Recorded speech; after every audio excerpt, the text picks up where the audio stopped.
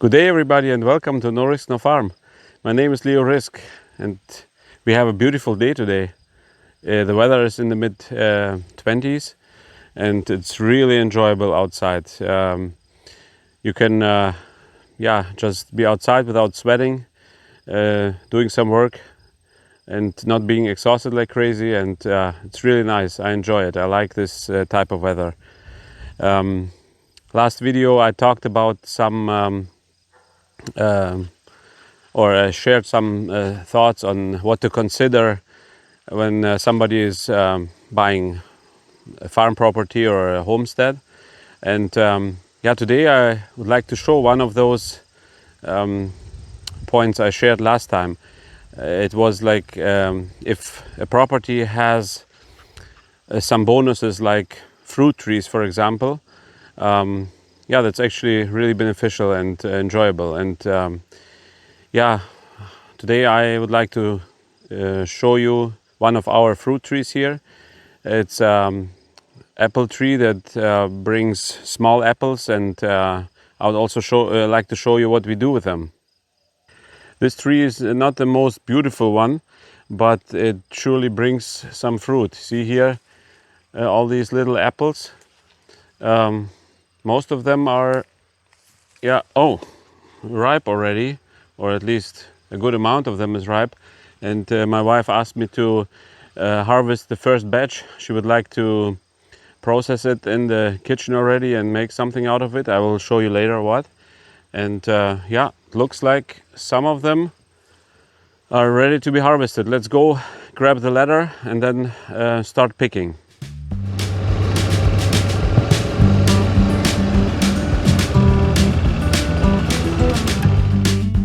Okay, first I will hook up the trailer here, the little one. Oh, by the way, we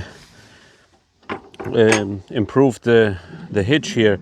In one of the previous videos, or the older videos, we showed how we upgraded the hitch receiver here and reinforced it so that it can actually hold the trailer.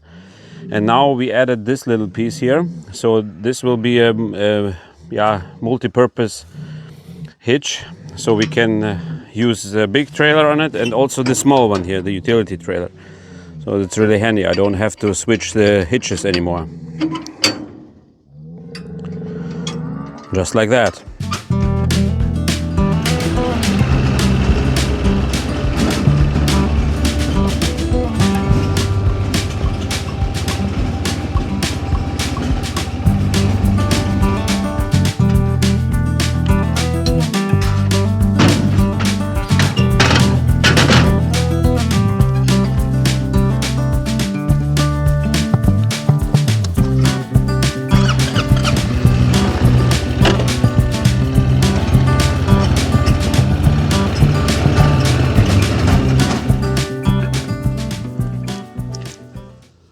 Oh, some of them have little wormholes here. I guess we're not taking those.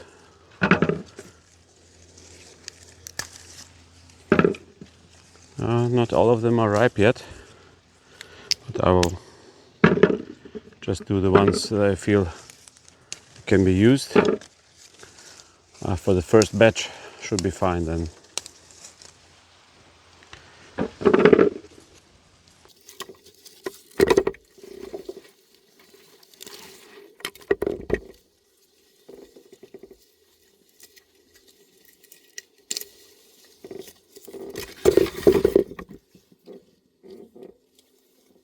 All right, the first batch is picked, and a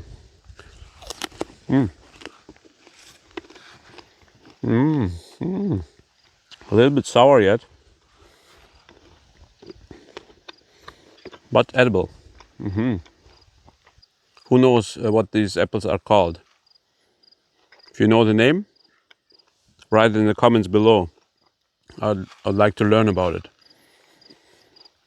Small apples, a little bit sour-ish, but very yummy. As you might have noticed, the tree needs a little bit attention. Needs to be trimmed here and there, and especially the top part. If you look at it, it's basically dead, and also some of the branches are, I think, way too close. So if you have good hints of how to cut it and what to consider when trimming a fruit tree, just let me know, and put it in the comments below so that we all can learn from it. Now let me quickly show you how these apples can be quickly turned into a delicious dessert. I brought one of the jars from last year, and my wife preserved it like this. So it's basically the whole apple, and then you can enjoy it like this to all kinds of meals. You can eat it with some meat. We enjoyed together with a deer dish, for example, or eat it like this. Grab it. It's very soft and sweet, and I would say the juice can be mixed with water, and we can just drink it as addition to the meal or something, or even after. The kids love it, we love it. It's really yummy. I didn't update you for a while on our cattle, and right now they are in the corrals over there. I closed the gates yesterday evening, and let's go there and I will give you some updates.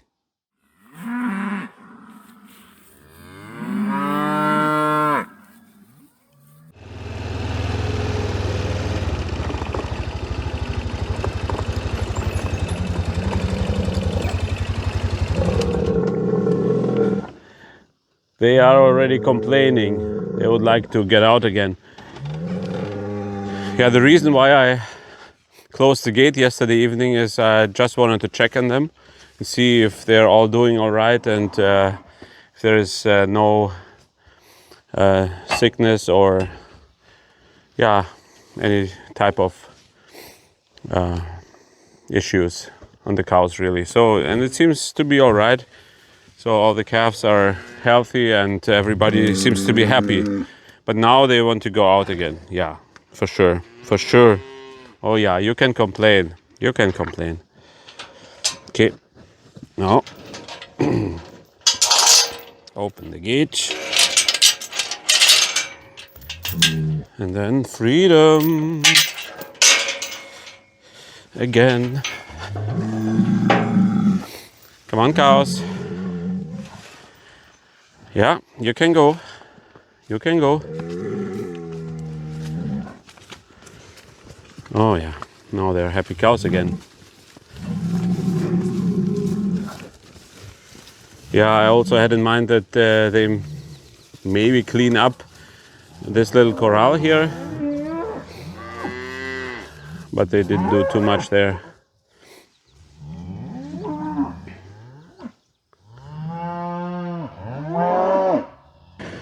Yeah, the cows have still enough to eat here on the property. It's still enough grass. I checked the other day, it's more than enough yet.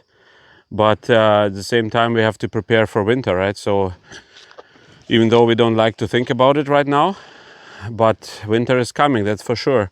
And now let's go. I will give you a little update on the hay.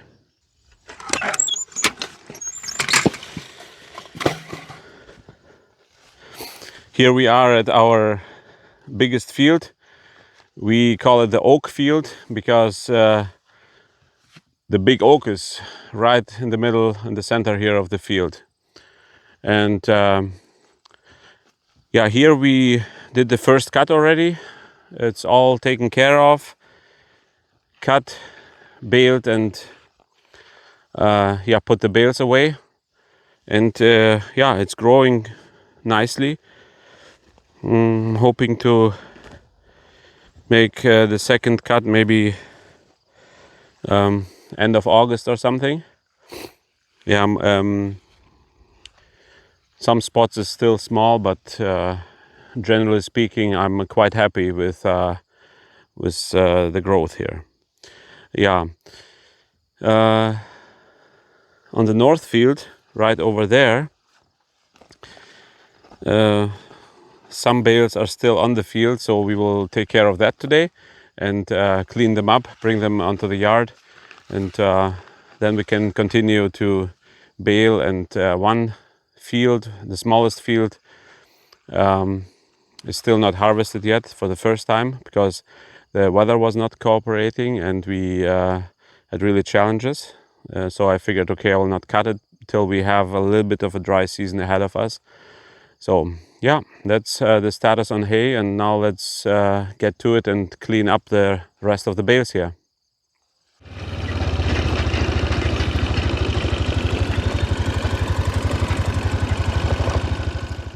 This is an old New Holland Model 55 hay rake, side delivery. I had it still here on the edge of the field, sitting from the last turning. So I figured now that I'm here, I will bring it home right away. Yeah, this is quite an impressive machine. I mean, 55, so it's built in year 55. It has a gearbox here that can be engaged by releasing this string here, and then it's basically tire driven. So little gearbox here, and then the whole thing turns. You can technically do it with a quad. I did it already. It's not good for the quad though. It overheats because you can't go crazy fast, and then the quad gets quite warm, and it's not good for the engine. Yeah, this very impressive machine. I added, I think a year back, I added this tires here in the front. Initially it was just meant for being hooked up to the tractor or to a bigger machine, something. But I wanted to have it on an own axle to be able to pull it even with something smaller like this. So this, we changed it a little bit here in the front and put those tires here in. Yeah, good machine, good stuff.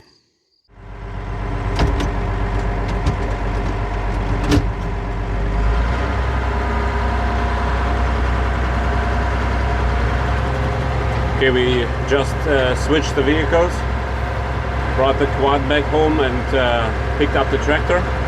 Now we're heading here to our north field to pick up the bales that are ready.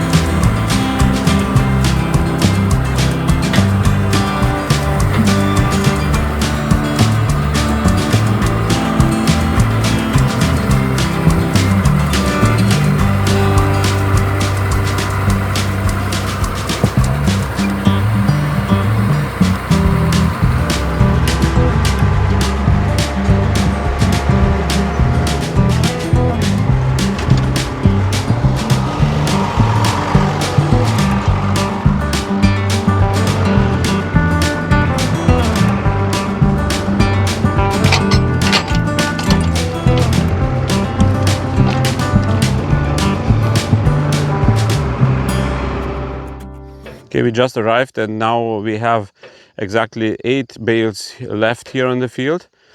And I will load them up quickly on the trailer. This trailer usually holds 11 bales plus 1 on the fork. So we usually bring home 12 bales in one shot. Let's get into it.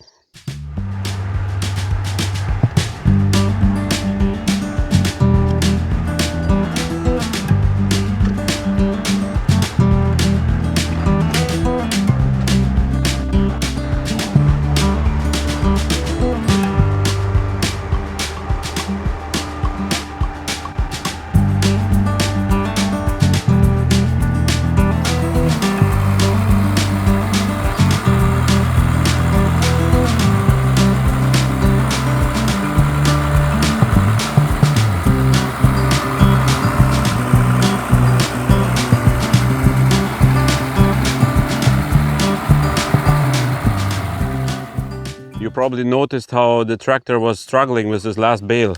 This is a special bale, special heavy. You see the X here. When I baled it, it was too moist. So I measured it with my hay tester, and it was over 20%. I don't know, it was close to 30 or something. So I couldn't justify to not mark it, because if I don't put it aside, it will rot, and yeah, even the other bales will be affected and stuff. So this one is only good for bedding. I will put it aside. I have 2 or 3 more of those. These are test bales. Basically, when I go out and test the field, if it's ready for baling, I do one bale, test it, and then decide if I continue that day or maybe postpone it for a day or so. Yeah, you can also tell by the smell. The fermentation started already, so it will basically start rotting right away. Yeah, how can I say it nicely? This bale is basically only good for immediate consumption or for bedding later on. Yeah, it happens. So that's why we have a moisture tester, and we keep things separate here. So we mark it, put it aside, and forget about it. And now let's bring the trailer back to the yard and unload the bales onto the big stack.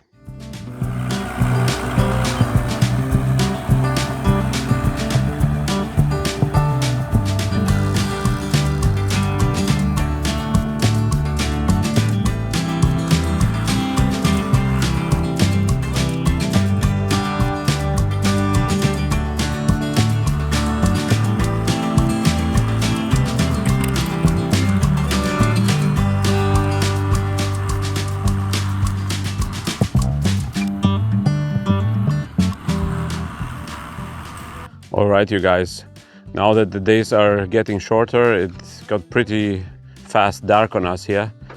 We brought the load home, stacked it here, and yeah, now we have home time, I guess.